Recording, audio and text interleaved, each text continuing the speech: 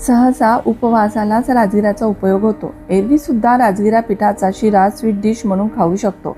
त्यासाठी 2 वाटी पाण्यात 1/3 वाटी गूळ गरम करून विरघळून घेऊ. कढईत 1/3 वाटी तुपात 1 वाटी राजगिरा पीठ लो टू मीडियम फ्लेमवर 8 ते 10 मिनिटं तांबूस रंगावर भाजून घेऊ. आवडीप्रमाणे ड्रायफ्रूट्स आणि वेलची पावडर ॲड करून घेऊ.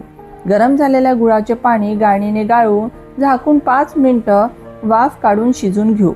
राजगिरा पासून खिचडी, थालीपीठ, लाडू, पराठा गव्हाच्या पिठात मिक्स करून पोळी सुद्धा बनवू शकतो. राजगिरा ताकद वाढवणारा आणि ग्लुटन फ्री जो प्रोटीनने भरपूर असल्याने व्हेजिटेरियनसाठी चांगला सोर्स आहे.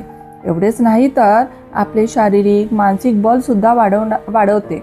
मग का नाही आपल्या डाएटमध्ये रेग्युलर ॲड करायचे.